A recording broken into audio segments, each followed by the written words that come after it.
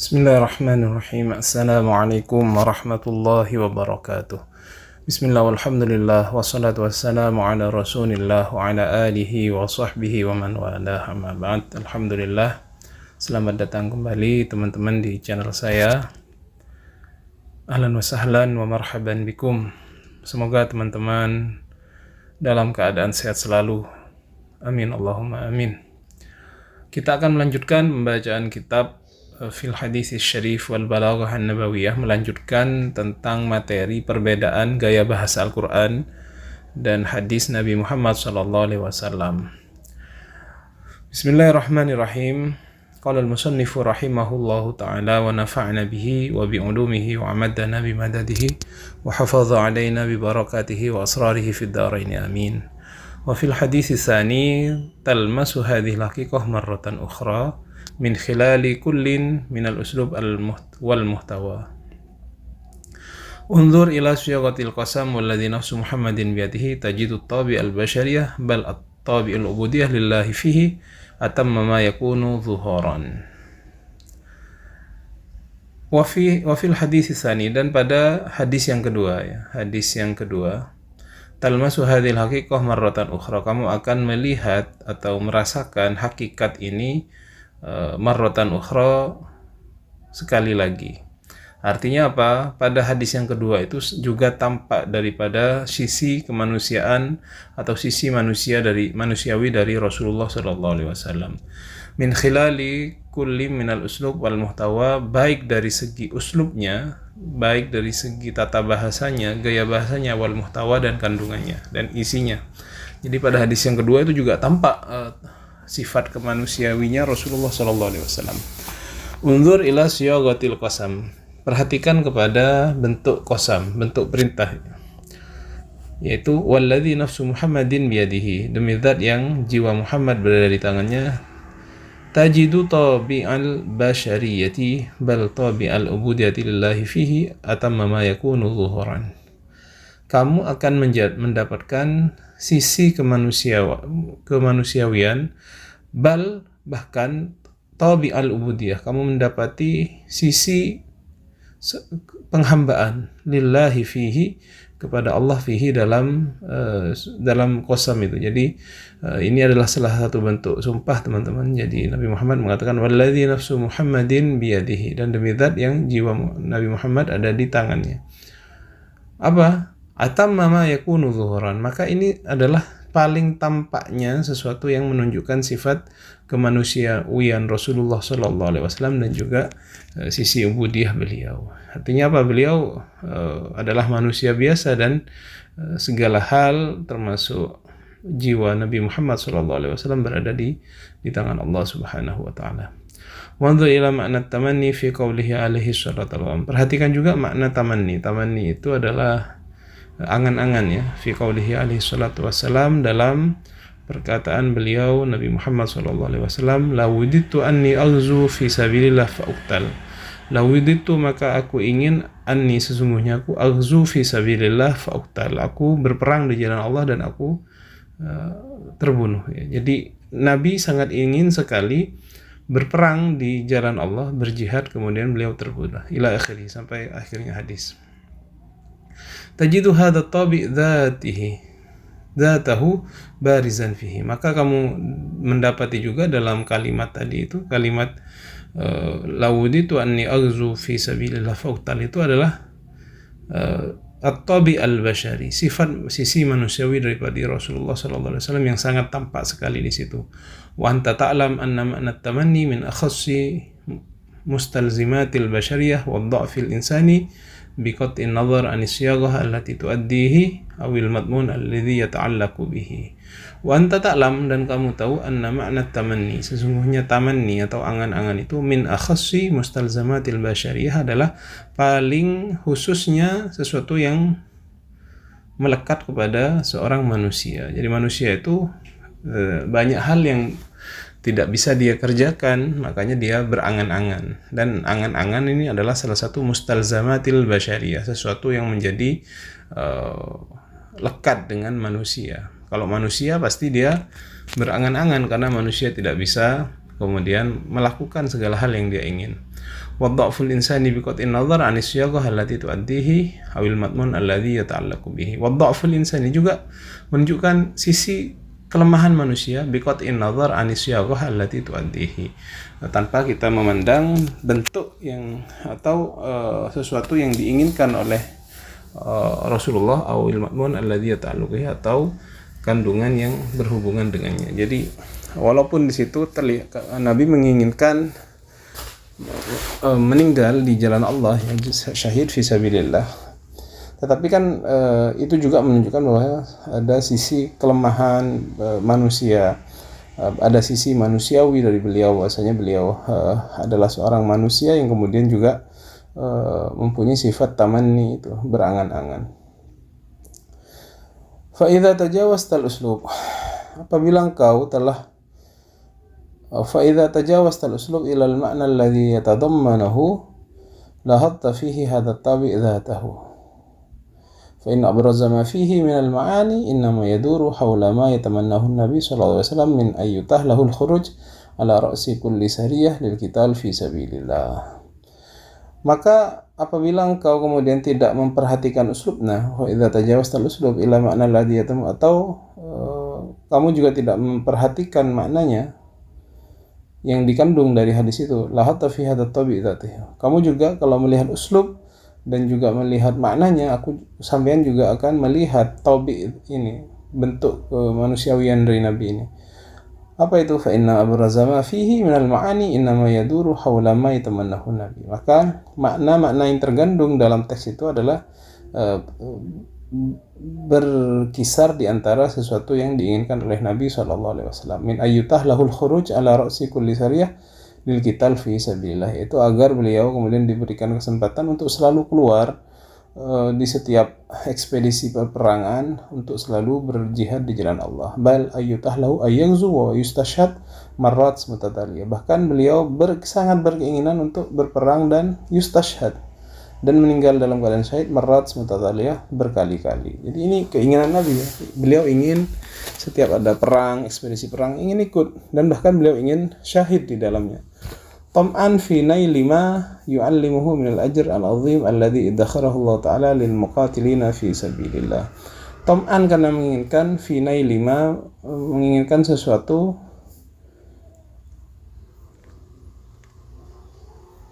ya'lamuhu minal ajr, yang diketahui oleh Nabi, yang berupa pahala yang telah disiapkan oleh Allah Subhanahu wa taala bagi orang yang berperang di jalannya. Jadi Nabi mengetahui betul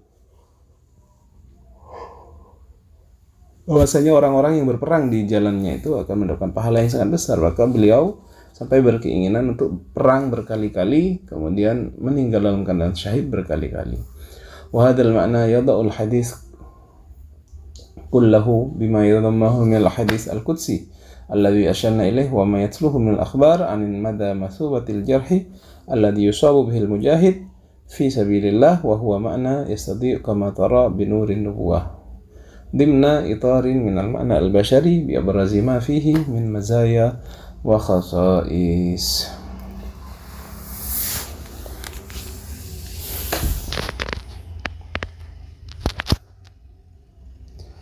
Wahadal makna, maka hal ini, makna dalam artian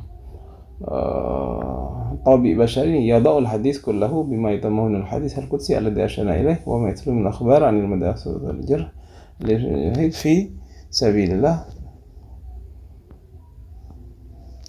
Maka makna ini kemudian yang sudah kita jelaskan, baik itu dalam hadis qudsi itu ya, atau dalam semua hadis yang menjelaskan tentang banyaknya pahala yang diperoleh oleh seorang mujahid yang berperang di jalan Allah, maka itu semuanya tersimpul dalam makna kemanusiawian yang menjadi salah satu hal yang paling penting dalam aspek-aspek dan kekhasannya. Jadi setelah kita tadi baca semua hadis itu, semuanya itu berkumpul atau kemudian menjurus kepada satu hal, yaitu apa? al-bashari, bahwasanya Nabi Muhammad itu mempunyai sifat basyariyah atau kemanusiaan itu tadi, dan itu sesuatu yang sangat melekat kepada baginda Nabi besar Muhammad SAW. Kemudian kita bahas hadis yang ketiga. Wal haditsus salis yakshifu laka an thalathati masyahida kullun minha madharun barizun litabaatil basyariyah allati tanhadu 'alaiha haqiqatun nubuwah. Pada hadis yang ketiga kamu akan melihat tiga bentuk daripada hal itu kemanusiaan Rasulullah atau tabi basyari dalam hadis itu, yang masing-masing menjadi sebuah hal yang menjadi jelas bagi tabi'ah basyariyah atau sisi kemanusiaan hadis Nabi Muhammad SAW.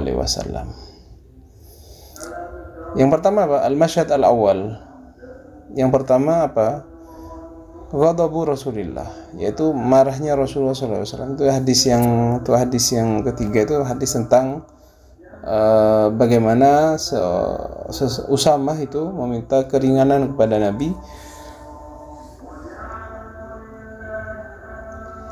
atas wanita Bani Makhzum yang mencuri itu.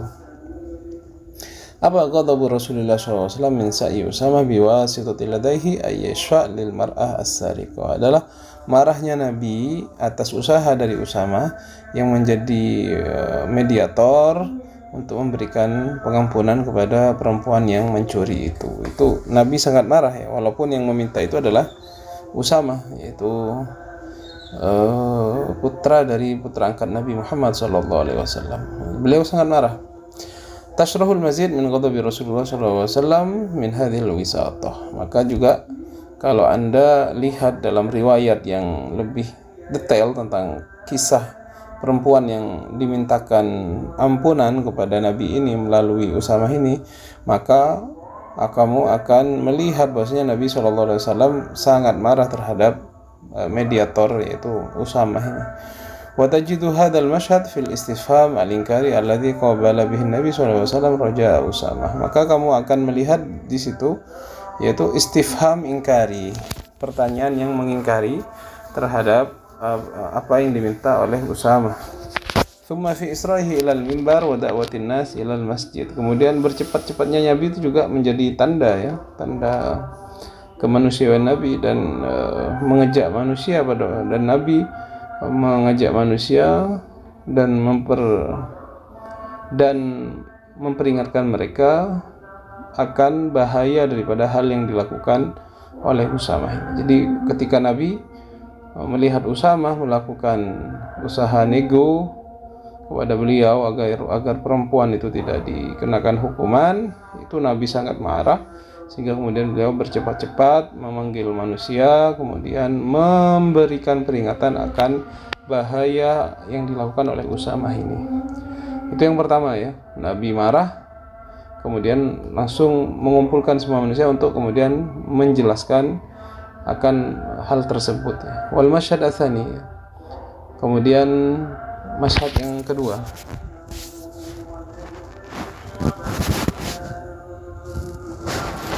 istisaratu ibrati tarikh wa asbabi halakil umam, adalah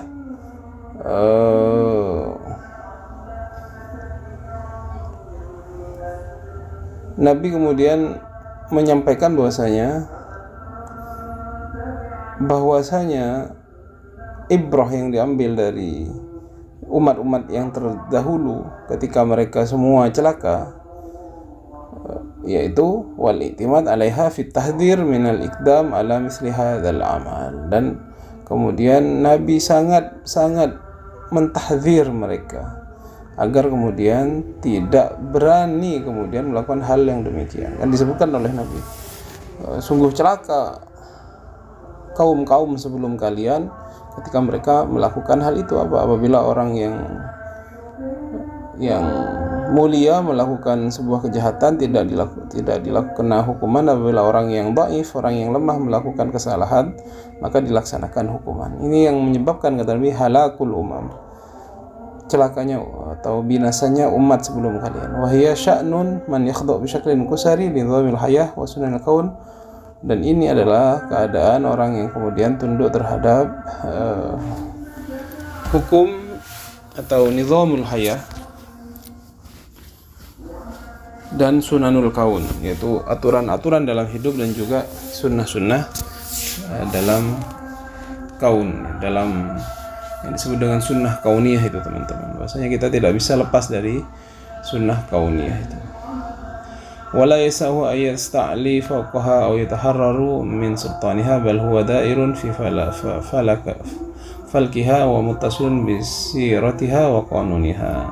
Dan kita tidak akan bisa kemudian berada di atas atau bersikap angkuh terhadap nizamul hayah ini. Ketika dikatakan oleh Nabi, orang yang sebelum kamu melakukan hal demikian, maka mereka celaka.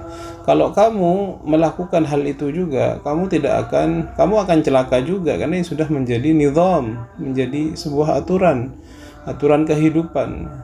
Rusaknya pemerintah itu karena mereka kemudian begitu. Ketika hukum itu hanya ditegakkan kepada orang-orang yang kecil saja. Adapun apabila orang yang mulia apabila melakukan kesalahan itu tidak dilaksanakan, maka itu kata Nabi alamat itu akan menjadi kehancuran. Makanya salah satu teman-teman dalam konteks Indonesia di sini, agar Indonesia menjadi negara maju, salah satu ini berdasarkan hadis ini adalah penegakan hukum itu harus kemudian adil gitu, tidak tebang pilih atau tajam ke bawah tumpul ke atas gitu. Ini yang sudah dikatakan, kalau itu dilakukan ini yang sudah mencelakakan umat sebelum kita, kata Nabi Muhammad SAW. Dan orang sekarang bahkan 1400 tahun setelah Nabi ini, kalau masih coba-coba melaksanakan hal ini, pasti juga akan terjatuh terhadap kemalangan dan kebinasaan seperti umat-umat terdahulu itu. Karena ini sudah, katanya Nabi, ini sudah hal yang menjadi nizam, sudah menjadi aturan kehidupan ya. Jadi penegakan keadilan itu menjadi sangat urgen teman-teman ya. Kalau itu tidak dilaksanakan, maka siap-siap kita akan menjadi umat yang celaka. Wal masyhad ats-tsalis, adapun yang ketiga ya, masyhad yang ketiga. Tilkal kalimat allati jassadaha fiha Nabi sallallahu alaihi wasallam a'la darajah min darajatil khudu' li hukmillah wa syar'ihi. Yaitu kalimat yang yang kemudian Nabi kemudian begitu menginternalisasi kalimat tersebut, yang menggunakan kalimat yang menunjukkan atas sifat khudu', sifat rendah bukan rendah, sifat menerima ya, patuh terhadap hukum Allah dan syariat Allah. Yaitu apa? Waimullah law anna Fatimah binta Muhammadin saraqat laqata'tu yadaha. Demi Allah, andaikan Fatimah putranya Muhammad itu mencuri, maka aku sendiri yang akan memotong tangannya. Ini Nabi menunjukkan sifat yang maksudnya apa? Andaikan seorang Fatimah, yang itu anakku, andaikan dia mencuri, tentunya mencuri di sini sudah mencapai nisab teman-teman. Ada aturannya dalam fikih Islam ya, tidak semua kejadian mencuri harus potong tangan. Maka kalau sudah mencuri yang sudah sampai nisab, maka kata Nabi, aku sendiri yang akan memotong tangannya. Fa innaka la tulahid fi hadha ta'bir qimmatal inqiyad al-insani li hukmillahi ta'ala wa tasyi'ah. Maka kamu melihat dalam potongan teks itu, hadis itu adalah bagaimana Nabi itu menjadi sangat patuh, kepatuhan seorang manusia bagi hukumnya Allah Subhanahu wa taala dan syariat daripada Allah Subhanahu wa taala. Wa min thamma fa innaka la tulahid fihi al-ma'na al-bashari fi hayatin nabi. Maka kamu akan melihat di sana makna al-bashari, yaitu sifat-sifat kemanusiaan dalam kehidupan Nabi Muhammad SAW, bima yastatba'ahu min atifatil ab tijaha auladihi, dan juga sesuatu yang mengikuti dari perasaan seorang ayah terhadap anak-anaknya. Monggolatun nafsi amma masa'i li tanfidhi amrillahi azza wa jalla. Dan juga bagaimana jiwa kita ini menjadi kalah ketika dihadapkan terhadap usaha untuk melaksanakan tanfid amrillahi azza wa jalla, perintah Allah subhanahu. Jadi seorang manusia itu sebenarnya sangat cinta terhadap anaknya, tapi dicontohkan oleh Nabi yang sangat mencintai Fatimah itu. Tetapi apabila Fatimah sendiri kemudian melakukan hal yang kemudian melanggar hak-haknya Allah, maka Nabi tidak bisa berbuat apa-apa kecuali melaksanakan apa yang sudah dihukumkan oleh Allah Subhanahu wa taala.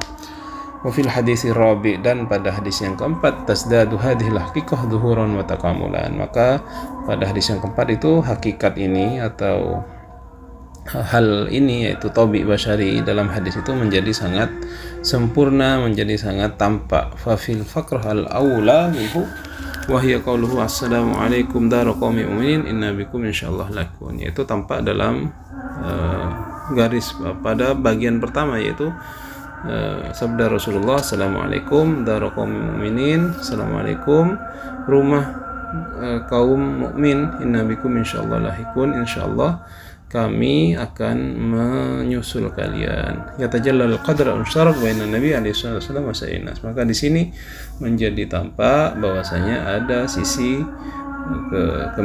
kesamaan antara Nabi dan semua manusia. Apa itu? Wa al-khudu' li sultanil maut wa hukmihi, yaitu tidak bisa lepas dari kematian. Sama.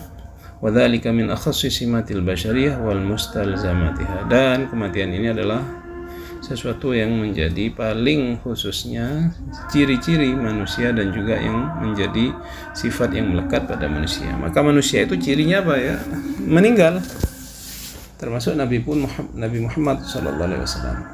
Fa fil faqra ats-tsaniyah wa hiya qauluhu wadittu ana qad ra'ayna ikhwanana. Pada bagian yang kedua kita melihat sabda Nabi, waditu ana qad ra'ayna ikhwana, saya ingin bertemu, ingin melihat ikhwan, saudaraku, yatajalla janib akhar min at-tabi al-basyar fi qiyanihi alaihi salatu wasallam. Maka tampak dalam kalimat itu adalah tabi'ah basyariyah, sisi manusiawi Nabi Muhammad SAW, wa huwa al-janib al-atifi alladhi yatamassalu fi ishtiyaqihi alaihi salatu wasallam ila yara ulaika alladhi sayatuna min ba'dihi. Apa itu? Bagaimana Nabi mempunyai perasaan yang sangat rindu terhadap orang-orang yang akan beriman kepada Nabi, yang kemudian Nabi tidak pernah melihat mereka. Orang-orang setelah Nabi yang beriman kepada Nabi sangat rindu Nabi Muhammad. Yu'minuna bi risati wa nubuwwatihi wa yaktafuna asarihi wa yatasannanuna bi sunnatihi. Dan orang-orang itu yang dikangeni oleh Nabi adalah orang-orang yang beriman terhadap risalah Nabi, kemudian beriman kepada kenubuwah Nabi Muhammad, kemudian wa yaktafuna asarihi, mengikuti jalannya Nabi, wa yatasannanuna bi sunnatihi, dan kemudian melakukan sunnah-sunnah Nabi Muhammad sallallahu alaihi wasallam. Wandur ila ta'bir anhum biqaulihi ikhwanana. Lihatlah bagaimana Nabi menggunakan lafaz ikhwanana. Kam yahmil min masyairi tasyawuq fil qalb. Bagaimana lafaz itu menunjukkan rasa rindu dalam hati. Wa isyaratul wahdah fil jinsi wal hawafiz sibat ala nahji. Dan juga isyarat terhadap satunya kesatuan, yaitu sama-sama seorang manusia, yang kemudian itu menjadi hal yang hawafiz sabat, yang kemudian menjadi sesuatu yang melekat pada diri manusia itu. Wa hadis Rasulullah sallallahu alaihi wasallam la hadal minwal. Maka semua hadis-hadis Nabi Muhammad sallallahu alaihi wasallam mengikuti jalur ini. Mengusatun bitabah basyariyah, dipenuhi dengan tabi'ah basyariyah, penuh dengan sisi-sisi manusiawi. Wa hakadha faqad tabayyana laka anna min akhassi simatil hadis an-nabawi ladal muqaranah bainahu bainal Qur'an annahu madbu'un bi tabi'al basyari. Maka sungguh menjadi jelas dari contoh-contoh dan yang sudah jelaskan itu di sana, bahwasanya memang antara hadis Nabi dan Al-Qur'an yang membedakan itu adalah bahwasanya hadis itu kemudian dipenuhi dengan tabi basyari, sisi manusiawi, wa nabdal masyair insaniyah yadhillu sariyan fihi. Dan dalam hadis Nabi itu masih tampak nilai-nilai manusia. Waqad alim tabi'an al-Qur'an khalin an hadza kulli. Dan kamu tahu bahwasanya Al-Qur'an tidak ada sisi ini sama sekali. Fa anta la taqa fi ayatin min ayatihi ala nabdatin min nabdatil dha'fil basyari. Maka kamu ketika membaca ayat-ayat Al-Qur'an itu tidak akan menemukan ini sisi-sisi kelemahan dalam manusia ini, au ala ayyi ma'nan mimma min sya'nihi ayyan akisa min masyail basyariyah. Dan kamu juga tidak akan menemui dalam Al-Qur'an itu sesuatu makna yang kemudian menampakkan sisi-sisi rasa kemanusiawian. Bal huwa matbu'un daiman bi jalalir rububiyah. Tapi Al-Qur'an itu selalu kemudian dia kemudian mempunyai sifat jalalur rububiyah, sisi keagungan ketuhanan, wa rahbatul uluhiyah, dan sisi keagungan uluhiyah Allah jalla jalaluhu. Wa qad marra bayanu dzalika wa tahlilihi indal hadits an ijazil Quran farji ilaihi insya'ta. Maka kita sudah jelaskan hal ini dan kita sudah jelaskan panjang lebar ketika menjelaskan hadis tentang kemukjizatan Al-Quran. Silahkan kalau Anda mau mempelajarinya bisa Anda baca kembali. Nah, ini teman-teman penyempurna sebenarnya dari apa yang sudah kita lakukan di 2 episode terakhir tentang perbedaan antara gaya bahasa Al-Quran dan hadis Nabi besar Muhammad Sallallahu Alaihi Wasallam. Demikian yang bisa saya sampaikan, mudah-mudahan bermanfaat. Kita akhiri. Wassalamualaikum warahmatullahi wabarakatuh.